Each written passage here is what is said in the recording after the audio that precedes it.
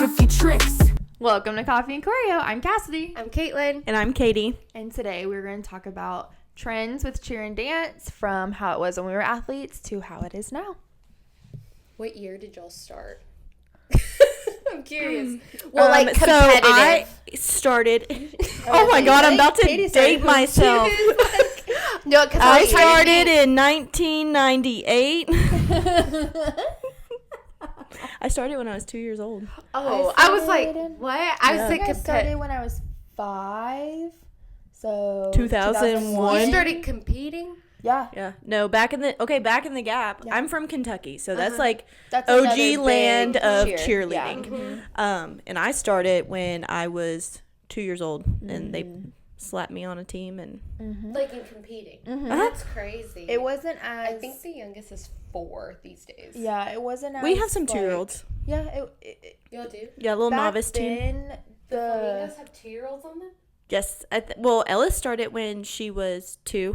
She turned 3 during the summer, but so I did did not so know did that. Gabby. I Gabby did not started know when she that. was 2. They look older than 2. It's funny because they've been on those teams for so long, so you feel like they should be like older by now, but it's like no, they started really young.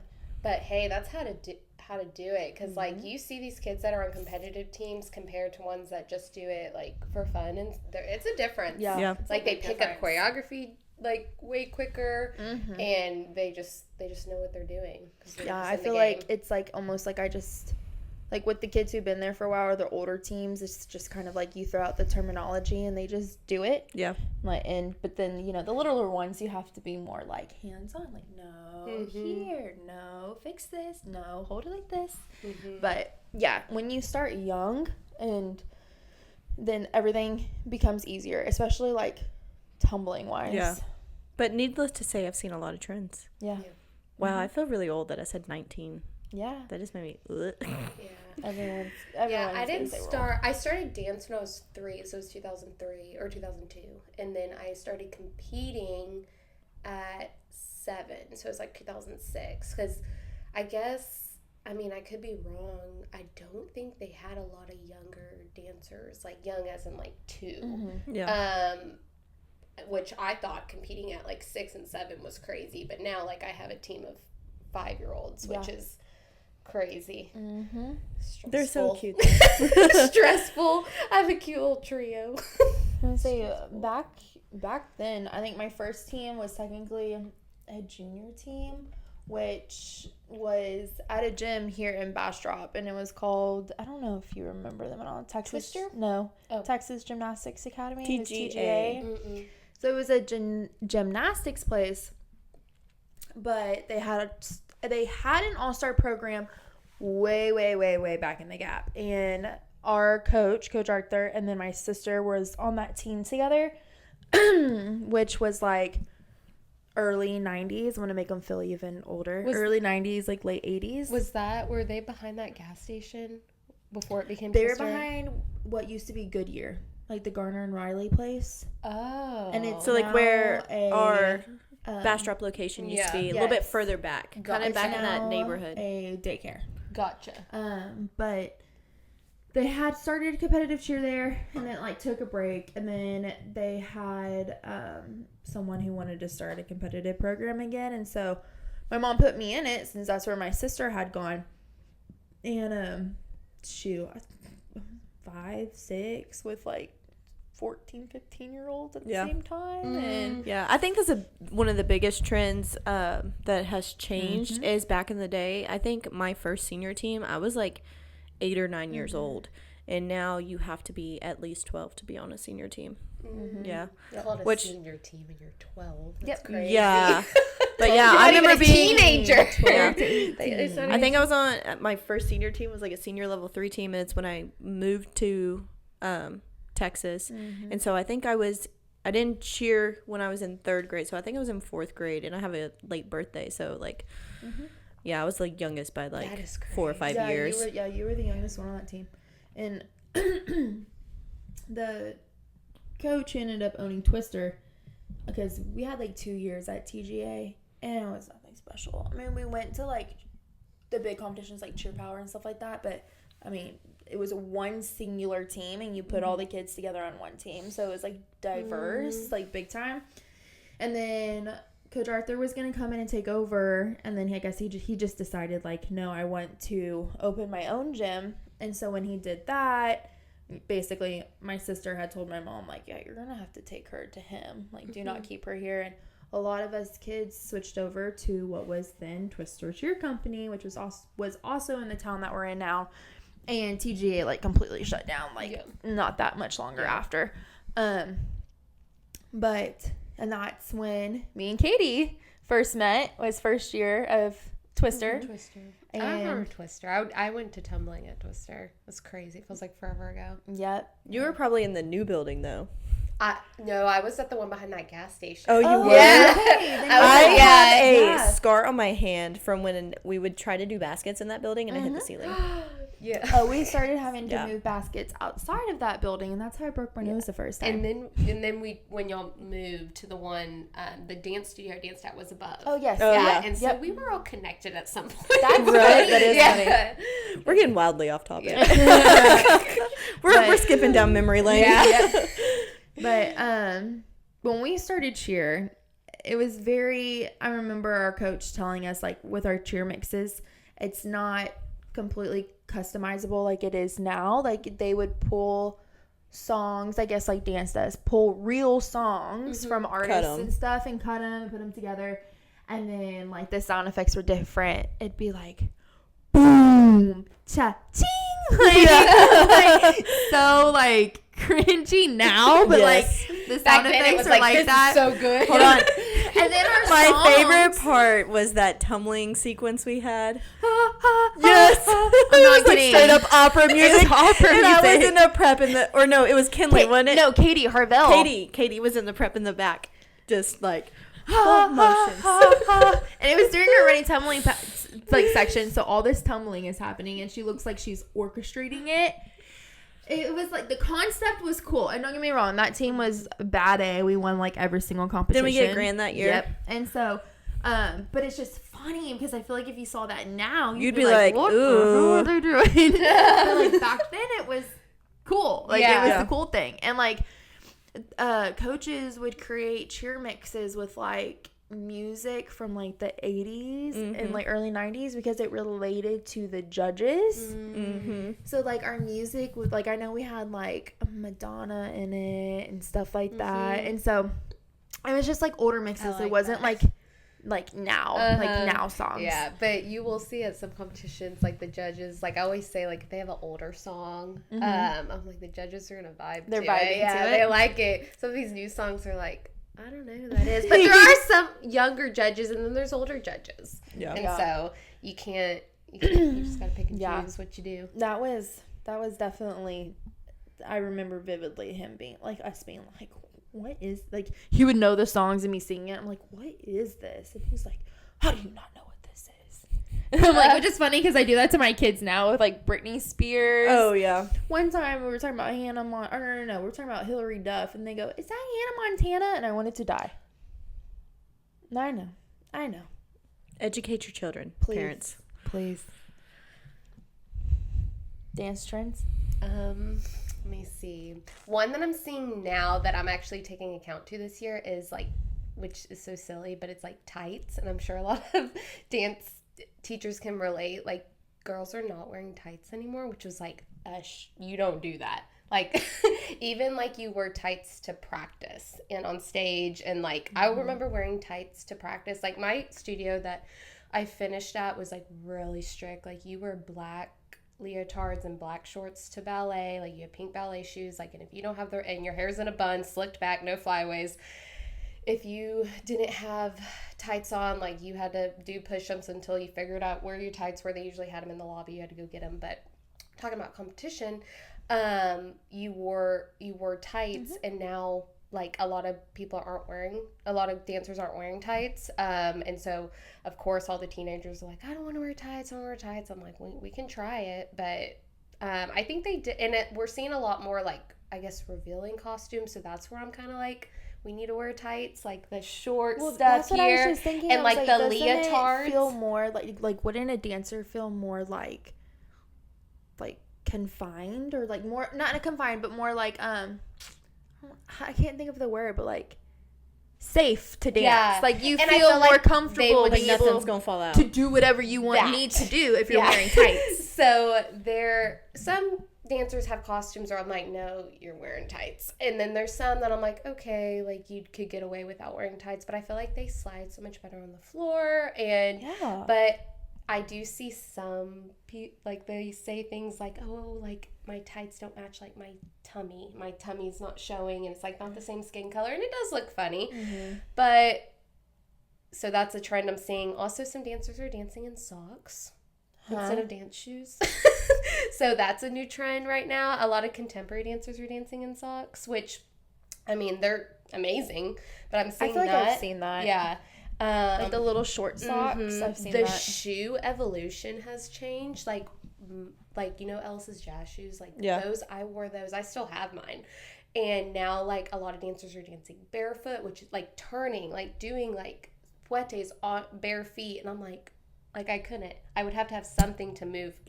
Something to move. And so that's a big trend that I'm seeing. And I'm just letting the dancers like decide solo wise what they want to do.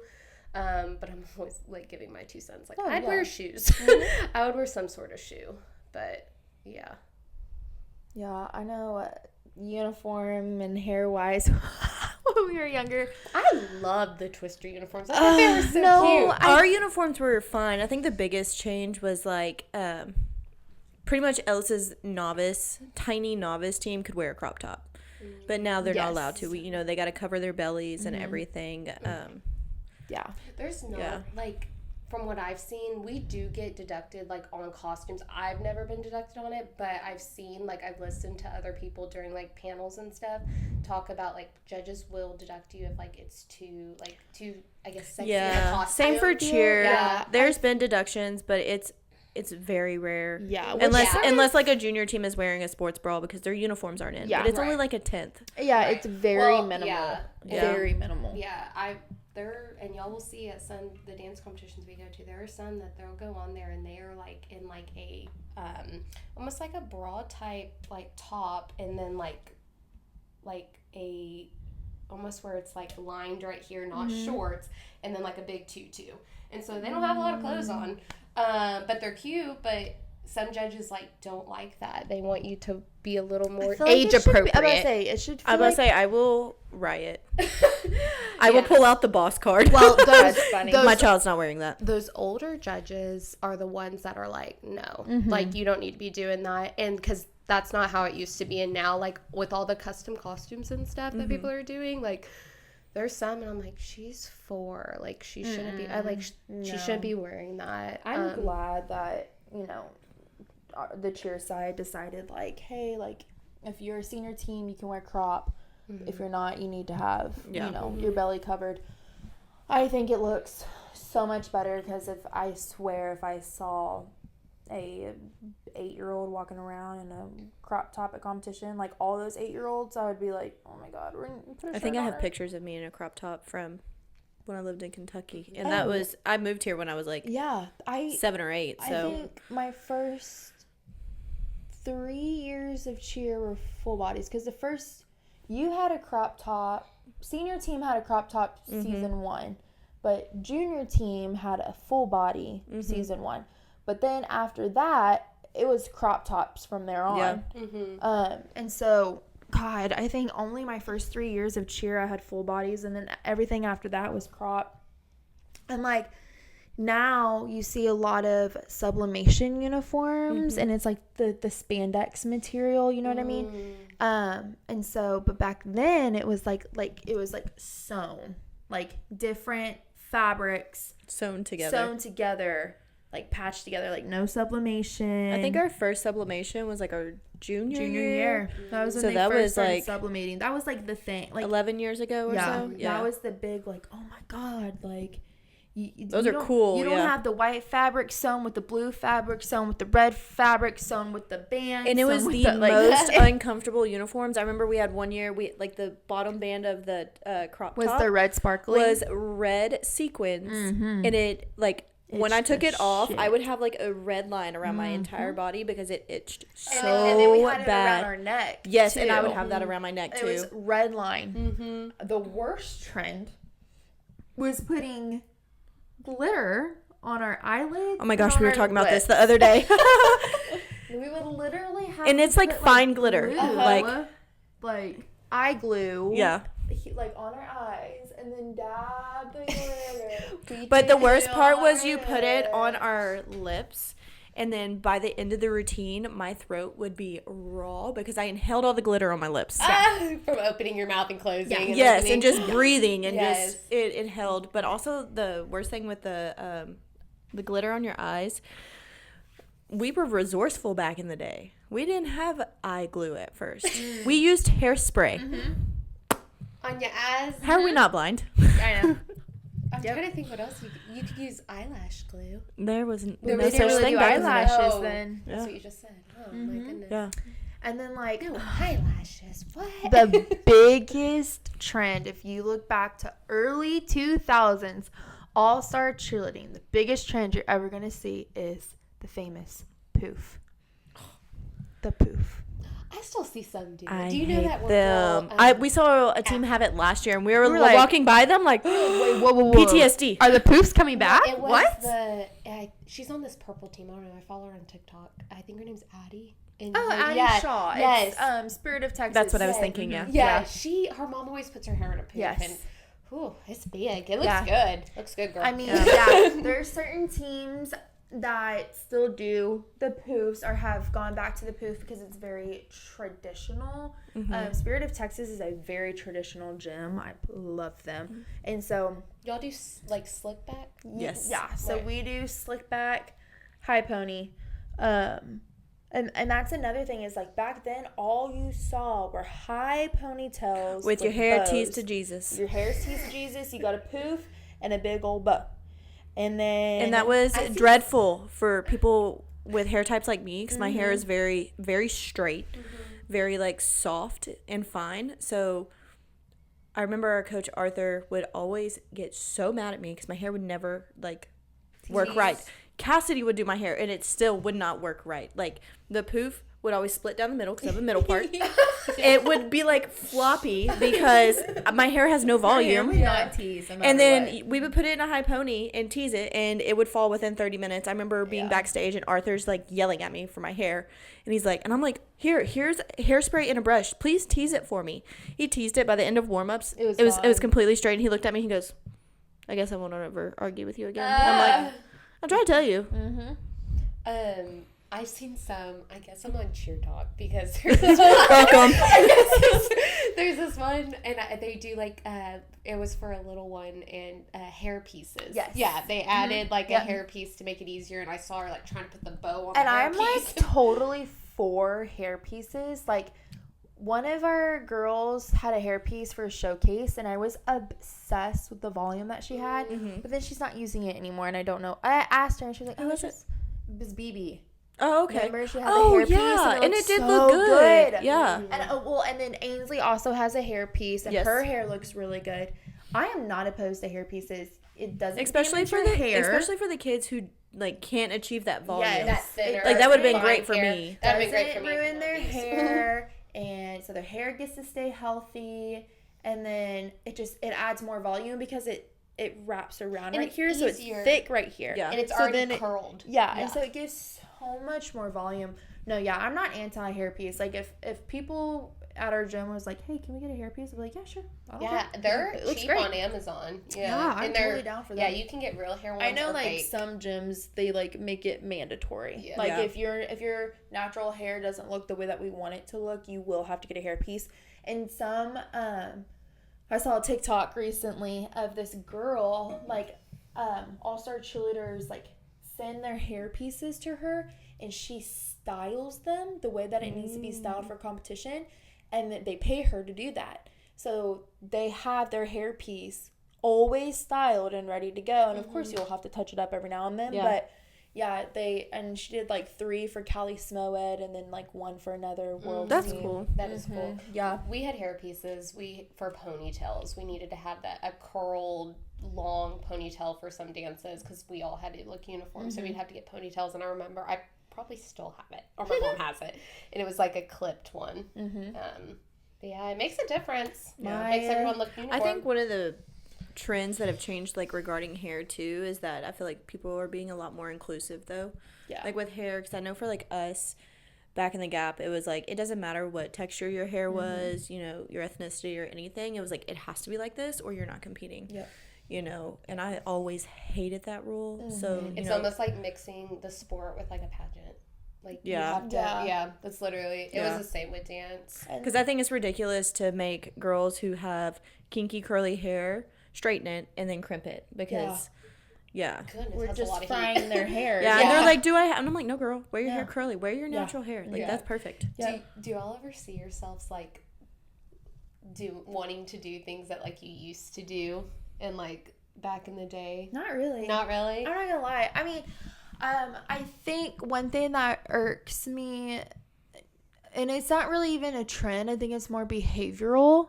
I feel like back in the day, we need a pyramid. Me and Katie would not talk to our coaches or even just talk at all in practice compared to, like, the kids these days. And I don't know how many times me and Katie have said, like, I hope y'all know if y'all acted like this when we were athletes, you'd be dead. You'd be running, crying. Like, it's just, I think that's the only thing that I feel like I kind of wish was still the same, was not the way that the coaches coached back then. It was just athletes knowing, like, we're at practice. We're here to work. We need to stop talking. Our coaches have told us to stop. Yeah. We need to we don't want them to be, we need to be a little bit more serious and actually try harder instead of being like meh, you know what I mean? We don't want them to be scared of us, but we want the respect level like it used to be. And I think I want the work ethic. I feel like work ethic back then was a lot more than it is now. I do. Yeah. And I think, I don't know, sometimes I feel like I'm on the fence about that. Like, I agree with that, but also I kind of like it better now too. Because I feel like our relationship with our kids is so much better than what our relationship was. And it's because we're not, you know, so strict and like, no, you can't talk to me. I don't want to hear about your day. I want you to go over there and work on your stunt. That's what we had to deal with. Yeah, and that's honestly what we had to deal with. Yeah. Yesterday, Katie had disappeared for a second. I don't know if she went to the bathroom or what. And we were waiting to go full out. She's hiding. And I think I was getting yelled at by a parent. And I had this, you know, the little, the long pink, it looks like a little balance beam that Velcro. Oh, yeah. For. So I had it and it was folded. And I started running around the gym playing whack-a-mole. And I was like, whack, whack. And then they like all tried to tackle me and tried to get it away from me. And so like moments like that I love, because there are moments in practice, like if like they truly had nothing to do in that moment. Like, we're waiting to go full out. And so, like, having fun and goofing off in that moment, I think it's more of the moments where, like, if we're trying to redo an entire pyramid and kids are just talking and they just are not paying attention, and then you're like, okay, I hope you were listening, and they look at you like this. And I start counting 5, 6, 7, 8, and they don't do it. I'm like, cool, 50 push-ups. And they're like, what? And I'm like, I'm sorry, you're talking to your friend. Where, like, it's like, come on, guys, you're smart enough. If your side does the same thing as that side and we're teaching this side, like the new part of pyramid, don't you think you should be standing there and paying attention and learning?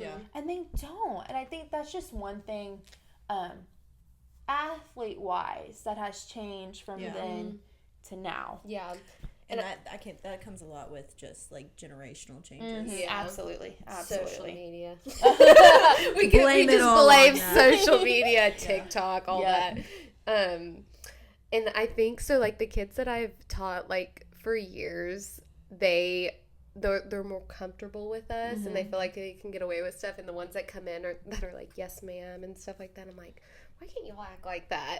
Well, it's so funny because there's times that we get new kids every year. We get a lot of kids from like different programs and stuff, or they moved into the area, so they used to be at a gym 3 hours away and so now they're here, and every like after a month of being with us, and I'm like, so what do y'all think?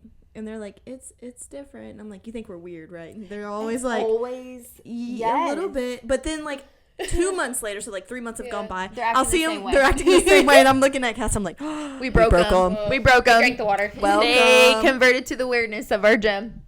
Yeah, but I will say I think we're a bunch of that's goofs. a big, we are a bunch of goofs. Like all the coaches are goofy. And so it's funny seeing these kids come in and we're like chasing down our kids or like playing with them, and or they're chasing after us or like whatever, or making jokes about us and stuff. And they're like, I think one time we were sitting there with the senior team and they were just like roasting me. And I'm just like, I'm gonna whoop all of y'all. And they're just like, they just keep going. I'm like, you know what? You're lucky I like y'all. yeah. Yeah, finding that middle ground. Because you love it. You don't want to be too hard on them and stuff, but it makes it fun. Because it makes it feel like it's not a job. Yeah. True. Mm-hmm. No, I love coaching. Yeah. And if it wasn't for these kids, I probably wouldn't. Like, I feel like there could be a gym that I went to and I hated it. Like, you know what I mean? The culture is a big deal, which is things that have changed since back then, too. Culture has changed so much in gyms. And some gyms, it has not. It's the same. They keep it very old school coaching, old school everything. But whatever works. Yeah. One thing that I noticed going to competitions back then, there was not like different levels, like novice, intermediate, advanced. That was not a thing. Everyone was competing against everyone. So that's big difference now, which is nice. Yeah. The kids that are like never stepped foot on a stage before, did a competition before, can compete fairly in the novice category, no matter their age. So we can have, rarely you'll have an 18-year-old compete in novice like it's their first year dancing, but it happens. But they get that same fair advantage, and then they're in overalls with just people that are in novice. That was not a thing back then. We've always had levels. I don't know if we've had novice, prep, elite. No, I don't think we had a novice and prep. I think it was always elite, and we've always had levels. Like intermediate, beginner, advanced? No, like level 1, level 2, 3, 4, oh. 5.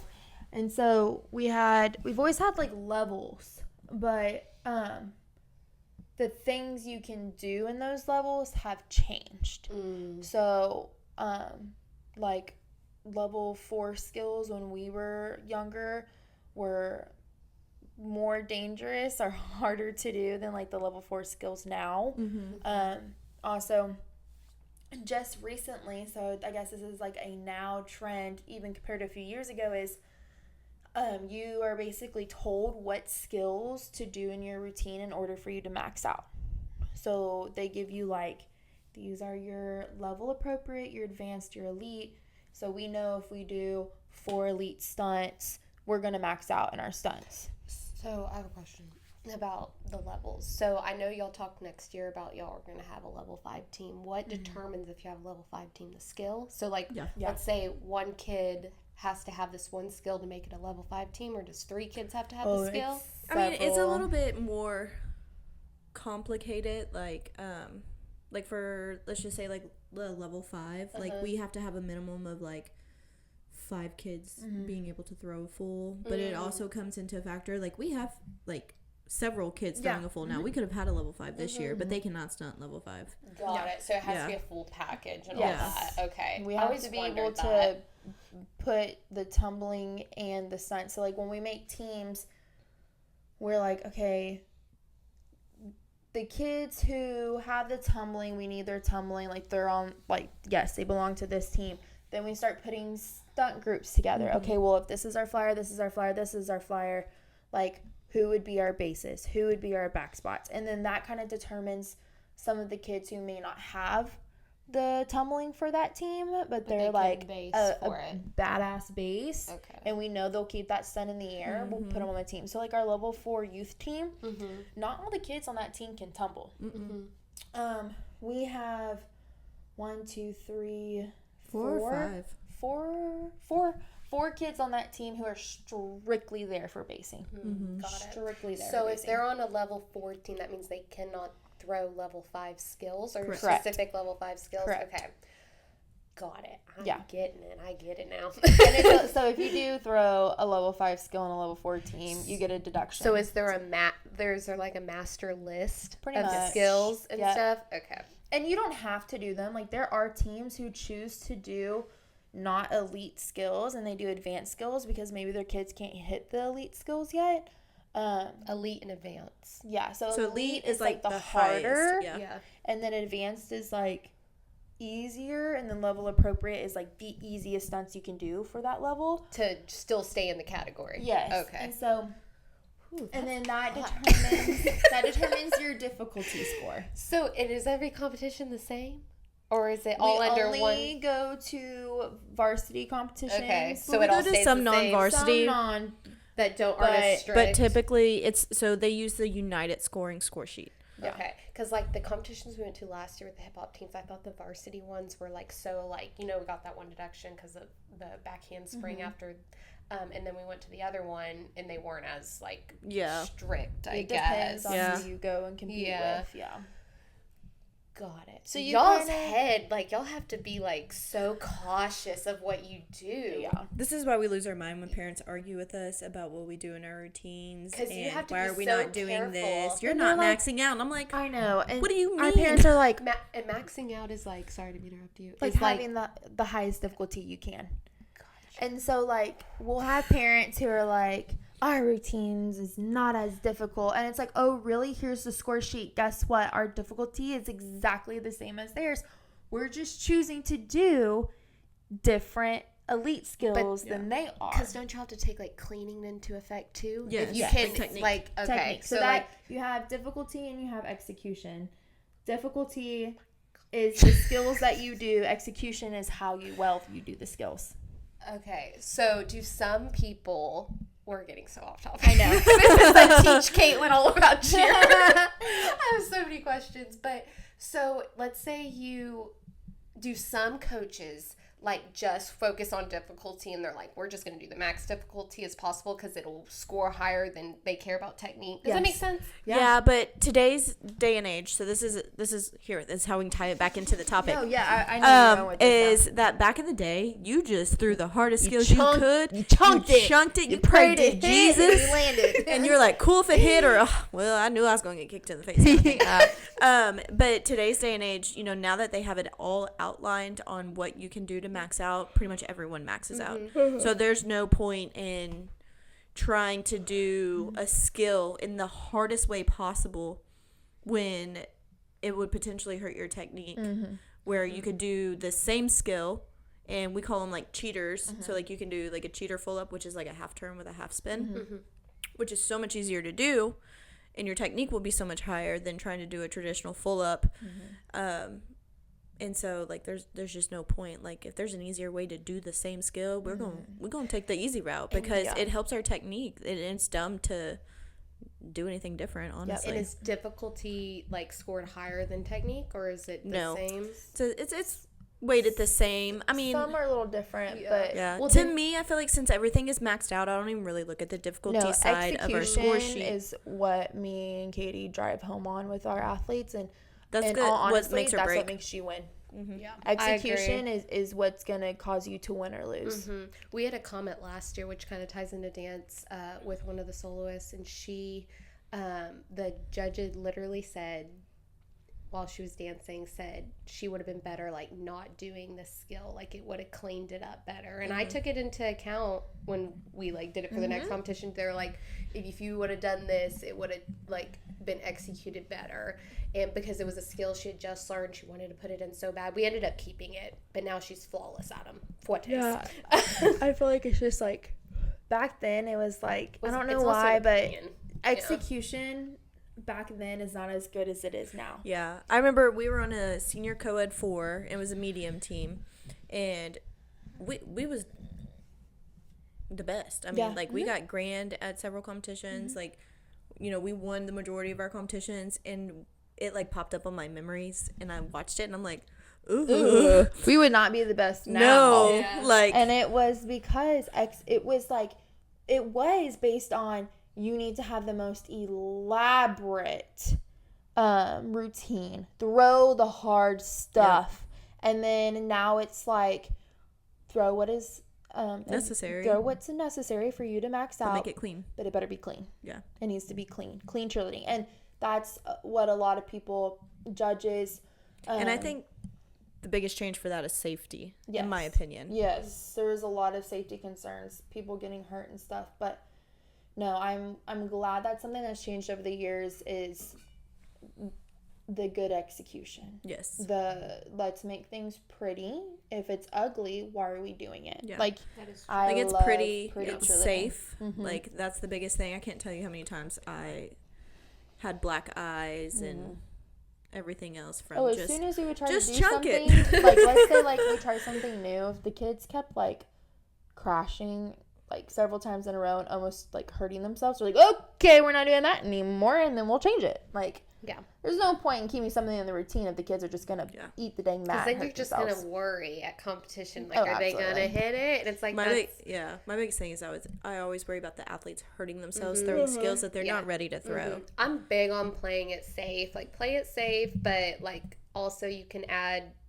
level of difficulty. But I'm big on, like, you're going to try it 3 times. If you don't get it 3 times, we're going to do it again. We're going to change it. From then to now with routines, back then when it was like the most elaborate stuff, it meant like the craziest, most psycho stunts and tumbling passes. Standing on their heads. Whereas like now when they say elaborate, they're saying like really cool transitions going into the beginning of your stunt, coming out of your stunt, the fluff, the really cool motions and ripples and just formation changes. Like that now is what is making routine creativity high, is not doing psycho stuff, but like the kids are constantly moving. There's no downtime. They're on one side of the floor. Now they're on this side of the floor. There's ripples up, ripple down. Like that's what makes it creative now.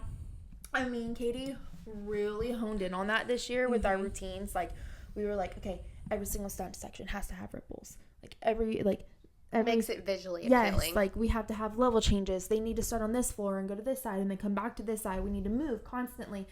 And we've had 2 competitions with 3 choreography awards. And so it's like, I feel like once you figure out, like once you figure out like what makes it work, but back then that's not how it was. No. We would move.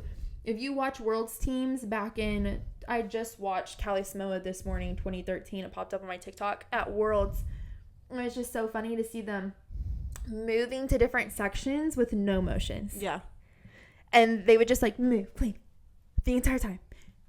And set. And I'm like, oh my God. If I saw that now, I'd be like, oh, come on, you need motions. Like, Oh, that was so boring. that was boring. Yeah. Like, and it's just so funny to think that like the big time teams, like back then, 10 years ago, their choreo is nothing compared to like what it is now. And I think the evolution for that kind of started when we were seniors, because I remember going to Worlds and remember it was cheer athletics. I can't remember the girl's name. She did the kick full basket. Carly Manning. Yes. So like that was like, I remember when she did that and everybody's like jaws on the floor, like, oh my God, that was the coolest thing ever. Yeah. Kick full basket. So you know, Is that you in know the what a air? basket is, Yes. right? So they're kick, she turn, would kick, spin, kick, spin. All while in thing. the So it'd be air? like kick, spin. Yeah. You'd have to get a lot of height for that. Oh yeah. Oh, that and the she was amount of tiny. body and control. The boys, yeah. Oh, the amount of body control is insane. I'll show you a video after this. It was insane. I'd be scared. Baskets were my fave. I was back spot at baskets and I loved it. The boys threw and I was the girl back spot. Oh my goodness. Just toss, catch your back, set out. My favorite thing. I'd be so nervous they'd come down and like whack me in the face. Oh yeah, I broke my nose from baskets. Or I've seen like the 2 bases like headbutt. Yeah, that's their fault. Catch higher, guys. There's been a couple of times my butt went straight through them and just hit The floor. amount of time we've had athletes go, oh my God, me and Susan just kissed because they'll go like this and their mouths will She was like, oh my God, me and so just had our first kiss. And I was like, it's so funny. At least they're doing that, not like bawling. Like that hurt. That's funny. But I mean, yeah, that routine wise, and then like something that has evolved over the years. It started with TGLC when we were younger was props. oh yeah. So like signs in the middle of the routine are like we were at a competition this past weekend and Prodigy All Stars. I think it was their mini 2 or something. It was like a baseball theme. They had like a Banner. a foam cutout of a baseball bat, and so like the flyer would go up and it would say something like bat a swing or something like that, and she would go pretend that she's swinging something. supposed to add routine creativity. Sometimes it can hurt it. It just depends on like how well it's used. Like it can't be a distraction to everything else. Like you have to use it wisely. But no, props. I have a love-hate relationship with them. I think some people use them really, really well, and it really adds to the routine. And then some people, like, they have them, and I'm like, why do we have that? Yeah, that was pointless. I think held up the number one for round one, which is a common theme. I'm not calling out any gym. It's a common theme, and it's like, but your music just said round one too. Yeah. And so like you just hold up the number one. Like to me that doesn't add anything. It's literally. And I feel like I think my favorite props are in dance. Yes. Those are my favorite props, especially if they have like a little there's been race car themes. If they have a little flag in their uniform the entire time, and they literally grab it and yank it out, and it's like a checkerboard like handkerchief, and they're like dancing with it and like doing their dance with it. I love that. I love little props like that in dance. But and I agree. LJ, their skirts were considered props as soon as they flipped it. Yeah. Yes, and so. There are props that, like, I love, but yes, there are some that's just, like, what was the point? Yeah. I've never been a fan of props. I feel like they add stress to me. I feel like for dance, for sure. Oh, yeah, but if it makes sense, like, some people will have, like, a chair, and the chair's supposed to represent, like, a person or something, or they just have it to sit on. Like, I don't think that makes sense. But if it makes sense, and when I'm watching it in the storyline, like they'll have like a jacket, and it's like their dad's jacket, and their dance is about their dad, and you get it, that makes sense. But like I've seen people like use props and like an umbrella, and they can't get it open on stage. Or they'll have like some people even do use like couches and or hats. Like I like hats, but like I want it pinned to your head. I don't want you to take it off and put it back on. Doesn't Sailor have a hat? Yes, and but hers goes like it's a costume, right? But it did fall off.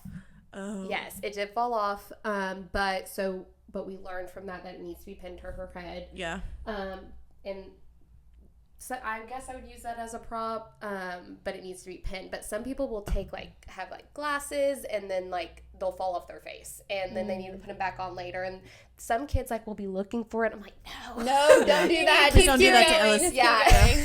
Yeah, no props if they're under 7. But yeah, I'm not a big fan of props. I feel like they also can be a distraction and some people use that as for like an advantage. Like they'll use a prop because like their dancing might not be as the best, but I'm like, no, I want them to be focused on the dancer, not a umbrella or a chair or something. It just doesn't make any sense to me. In my opinion, if you use props, that's great. To each their own. Have you seen like a difference in hairstyles? Like I know for cheer, it used to be like only high ponies. And then like Cheer Athletics Panthers did the Dutch braids one year, and I was like, yes. And so the next year we did Dutch braids. I loved the Dutch braids, but now it's like you'll see like low ponies instead, or a high braids, or braids, or you'll have a difference between bows. You either will see a bow with the little wings, like the little flaps, or you see them without, or you see a cuff, or you see a scrunchie now. Like there's so many options now. Do you remember those like donut buns? Yes. Okay, so that's what we had to wear, and it had to be right here. And so we'd put the bun in, and then the extra hair would have to be braided, and then it'd be wrapped around. So it was a perfect like ballet bun. We also did 3 rhinestones on our eyes. Yeah, that was in. Not anymore. See, glitter. Yeah. Right here is big for this cheer. This is something, because when I asked y'all, I'm like, because I know y'all are doing the glitter. I don't know if y'all did that back then. I know y'all did glitter on your eyes. But stupid tattoos. We had little, like a star tattoo. Yes. So I thought about doing like 3 rhinestones this year, because it like accentuates your eyes. But I don't know. We'll see. But yeah, the hairstyles were here, but now dancers like are dancing with their hair down. I see that a lot. Like very natural looking. A lot of like contemporary and lyrical dances. I don't like it. I feel like because we do a lot of like acro stuff, so like they're upside down and they're flipping and they're turning and hair's flying. But contemporary, they might not do a lot of that. So we used to have half up, half down hairstyles too. We did that the first couple years at Twisters. Like the first 2 years. I had hair down in my butt, and so like I would tumble on it. Yep. And then, like, uniforms, too, it used to be strictly, like, skirts. And now it's spandex. Sometimes you'll even see leggings. And the different kinds of skirts, like flowy skirts compared to, like, the traditional compression skirts. And so that's changed a lot, too. And, you know, back then it was always long sleeve tops. Well, we have short sleeve tops. And socks. Socks now. Like, there's a lot of things that have changed, which I love. I love the different kind of uniforms now compared to back then. Yeah. Another thing that's changed with competitions like scoring and like overall wise, a lot of dancers used to do 2 solos, some even 3, and group numbers. They would do like a jazz, lyrical, and tap. That's how I did it. We did all 3. You used to be able, that could have been first, second, third, and now it's, you can only one can get like first through 10th, just for, I guess, fairness and like because there's so many people in the competitions, which I don't like that. I disagree with that. I mean, if you're going to be a baddie, you just get it all. Like, if it is what it is. Was the best in all 3, and you had like the 3 highest scores out of everything, you should be first, second. So I realized that last year with Lainey. I realized it when we went to the competition, and it was like my first year, like, I guess, back since like I was competed when I was younger, and because that's not how it used to be. You could have been first, second, third, whatever. And I got the score sheets back, and I was like comparing, because her lyrical one got first and her jazz one did not place, but like she got the highest adjudication award, first in category for jazz. And so when we were doing the overalls and her jazz didn't place, I was like, what? And so we were comparing scores, and like her jazz should have been second and it wasn't. And so it was really kind of disheartening, because we worked all year and then you don't get it.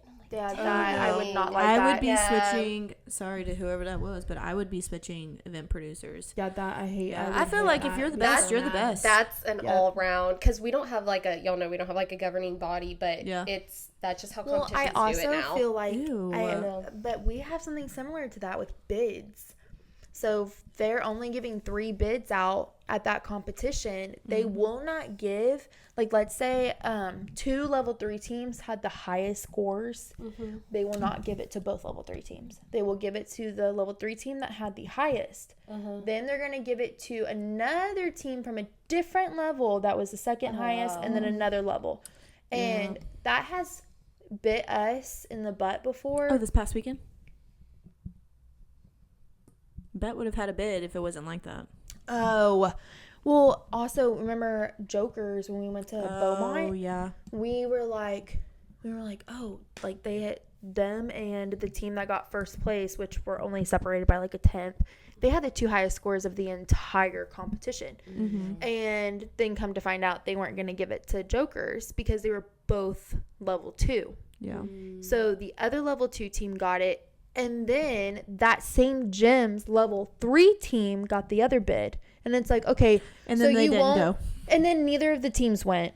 They accepted the bids and then didn't take them to Summit. I hate that. And it just frustrates me because, like, you're willing to give all the bids to the same gym, but we can't give the bids to the same level. Like, it just... I have a love-hate with it because it's helped us sometimes. Right. Sometimes, I mean, it's right on par, but I would imagine a bunch of level 1 and level 2 bids given out compared to, like, level 4, which is a much harder category.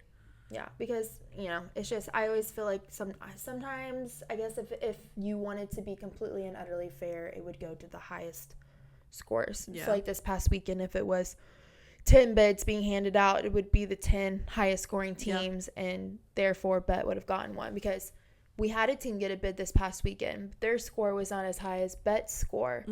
So, but I feel like High Rollers still would have gotten it because they had a high score if they did the top 10. Yeah. It's just crazy how, like, some of your teams will get a bid and then some won't. But, like, the ones who haven't gotten it yet have been scoring the highest. It's just their level is so hard that they haven't been able to get that bid yet. It's crazy. It's just so much, like, what ifs. Yeah. My biggest trend that I hate now, I don't even know if it's a trend in evolution or whatever. Back in the day, they used to announce bids at competition. It was so fun. It was like the best part of the night. I remember being so nervous, like, oh my god, we're gonna get a world's bid. Oh my god. Yeah. And then they would call it, and we're like, which I don't understand. Yeah. They'll call world's bids, but they will not announce Summit bids. And they said that they never would do it again because there's too many teams for D2 Summit, and they want to make sure they get it right and everything else, which I can respect. But I really just wish the kids would have that feeling of it being announced right then and there. Yeah, they have to stay to the end of the very last award session and wait and see if they got the bid. Because it's hard. So they announce bids every Monday night at 7:30 on Varsity TV. So you have to play a video. It's just so hard because, like, if your team doesn't compete or doesn't practice on Mondays, like, wanting to keep it a secret from them and bring them in, like, both of our teams, we've lied to them. So, like, our level 4 youth team, we lied to them and told them that they were doing team bonding when in reality they were getting a bid. And then same thing happened this week. High Rollers was told to come in and do team bonding, and we told them that Bet was getting the bid, and Bet was in on it, and Bet was pretending that they were watching the video for themselves, and High Rollers was there to support them, but High Rollers was getting the bid. Oh, so like trying to keep it a secret has been hard. Yeah. That's been difficult. Ho ho ho! Point your toes and keep your coffee hot. Bye.